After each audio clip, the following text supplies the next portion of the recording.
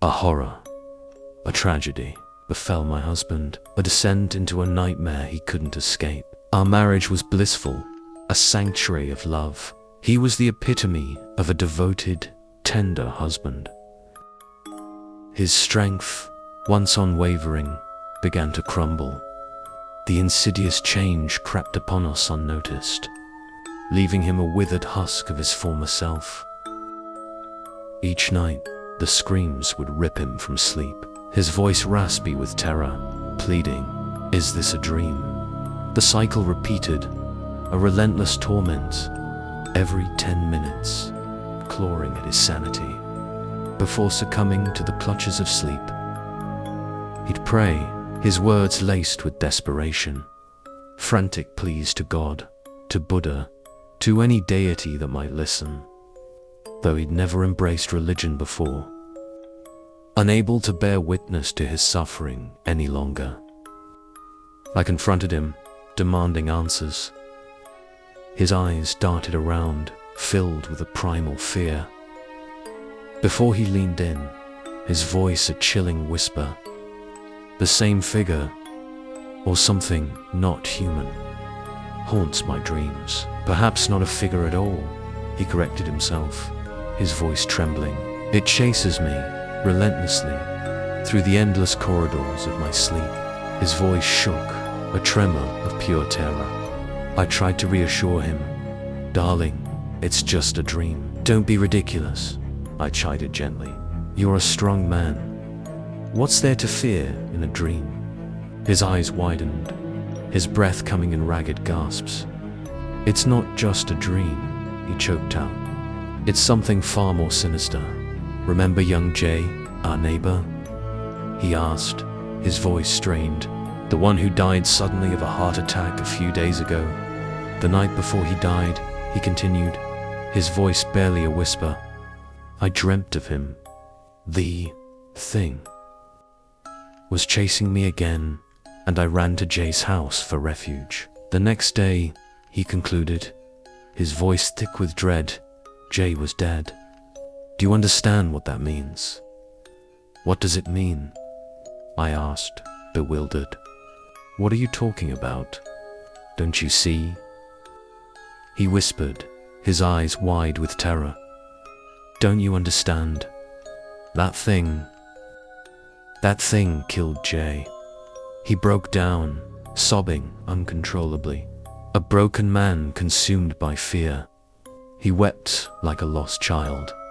A few days later, the screams returned, tearing through the night, ripping him from the fragile peace of sleep. He bolted upright, a wild look in his eyes, and scrambled out of bed, fleeing something unseen. "Wait," I cried, my heart pounding in my chest. I chased after him, fear gripping me like a vice. "What's wrong? What is it?" "You're home," I soothed. "You're safe. Nothing can hurt you here." He reached the balcony, his eyes wide with a manic terror. "No," he screamed, his voice raw with desperation. "It's not real. I'm still dreaming. You're not my wife. You're a demon. I have to jump. I have to get back to the real world." He started to climb the railing, his intent clear. He was going to jump. I lunged, grabbing him, pulling him back. I slapped him, hard, across the face. The sharp sting of pain seemed to pierce through the haze of terror. He looked at me, his eyes filled with confusion. It's not a dream. It's not a dream," I said, my voice trembling with relief. "I'm your wife." "What happened?" I asked, my voice barely a whisper. "The dream," he said, his voice hoarse. "It came back. It followed me here, into our home. It was 12 feet tall," he whispered, his voice filled with dread. "Its head, half its size. 3 pupils in each eye, staring right through me. Skin the color of a bruise, a sickening purple. And its mouth, Hundreds of teeth, black and sharp like needles. A black suit, impeccably tailored, yet radiating a chilling aura. Legs, like a goat's, he shuddered. I tried to be brave, he continued, his voice breaking. I yelled at it. I'm not afraid of you. This is just a dream. But it just laughed. A voice like grinding metal. It boomed. You are so naive. I am death. Death is me. Death is me, he repeated, his voice hollow. It laughed, a booming, hollow sound, but its face was weeping. The juxtaposition, the weeping face and the booming laughter. It was horrifying. The teeth, that grinding, metallic sound, hundreds of them, gnashing together like metal scraping against metal, deafening. I thought my eardrums would burst, he whispered, his voice cracking. I ran as fast as I could. I had to escape. But it followed me, relentless. Its voice echoing behind me. Embrace death, it hissed. Terror, pure, unadulterated terror, consumed me. My legs felt like lead, my breath caught in my throat. I stumbled, I fell, I got back up, driven by the primal instinct to survive. But it was gaining on me. It loomed over me, its maw wide, ready to consume me. At that moment, in a desperate act of self-preservation, he bit down on his own tongue, the searing pain jolting him awake. He awoke to the metallic tang of blood, his tongue mangled and bleeding. The blood flowed freely, a gruesome testament to his ordeal. I rushed him to the hospital, my mind racing with fear. After a battery of tests, the doctors were baffled. They couldn't find anything physically wrong. Desperate, after much deliberation, we sought the help of Lin May, a mystic renowned for her abilities, a glimmer of hope in the encroaching darkness. Upon seeing my husband, her face drained of color, she pointed at him, her voice laced with terror. You've seen it? She gasped. You've encountered it. Hope flickered anew. Perhaps she truly possessed the knowledge to help us. I fell to my knees, tears streaming down my face. Please, I begged, save my husband. She closed her eyes, deep in thought. Then, opening them, she spoke, her voice grave. Listen carefully. To survive, you must follow my instructions precisely. Tonight, you must not sleep at home. Find a place you've never been before, somewhere unfamiliar. Tell no one the address, not even family or friends. Absolutely no one. Before you sleep, paint your face like a clown, or wear a clown mask. Disguise yourself. Don't let it recognize you.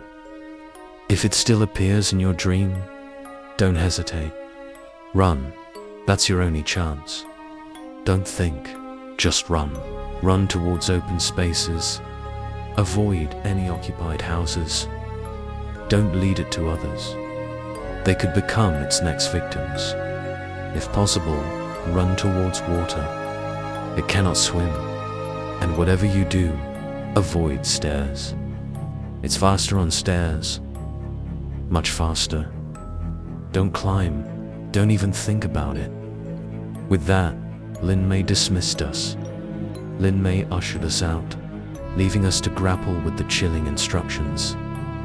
That night, Mai's husband found a cheap motel, a transient refuge in his desperate flight.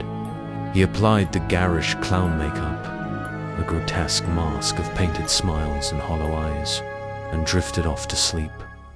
Miraculously, the entity didn't appear. He slept undisturbed, a brief respite from the relentless nightmare. But the following night, when he thought he could finally breathe, finally rest, the monster returned. It entered his dream, its presence a suffocating weight, but it hesitated. It didn't recognize him, not immediately. The clown makeup, the grotesque parody of joy, gave it pause.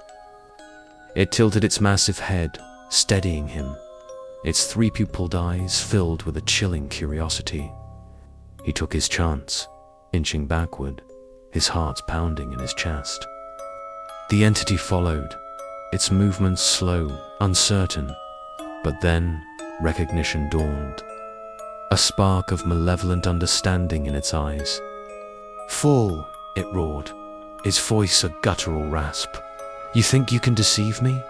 The chase began anew, a terrifying pursuit through the twisted landscape of his dream. He ran, driven by pure, unadulterated terror. He ran until his body screamed in protest. By morning, he was utterly exhausted, his body depleted. He dragged himself to the hospital, a broken man, haunted by the relentless nightmare. The doctor examined him, his face etched with concern. "My God," he exclaimed, "how long have you been running? Your joints and muscles are severely damaged. You'll need a wheelchair for the time being." But that night, the monster returned, its presence a suffocating dread. Confined to the wheelchair, he desperately propelled himself forward, his arms straining against the wheels, fleeing the relentless pursuit. He awoke the next morning, his arms paralyzed, the muscles unresponsive. He couldn't even lift them. Complete muscle paralysis. With no other option, he remained hospitalized. From that day forward, he fought desperately to stay awake. He forced himself to remain conscious, terrified of succumbing to sleep, despite the doctor's insistence that rest was crucial for his recovery, that sleep would help him heal. He consumed copious amounts of coffee, his body jittery with caffeine, anything to ward off the encroaching darkness. He refused to sleep. After 3 sleepless days, his condition deteriorated, consumed by fear and anxiety. He became increasingly agitated, begging the doctors to end his torment. He pleaded with them to find a way to make it stop.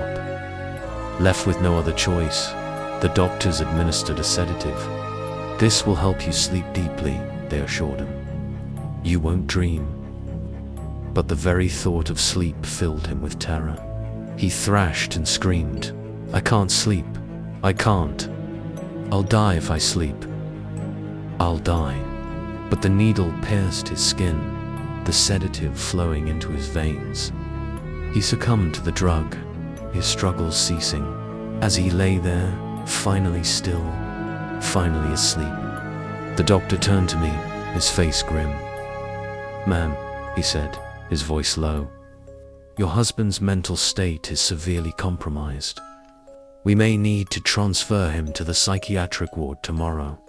He left the room, leaving me alone with my sleeping husband, the chilling words echoing in the silence.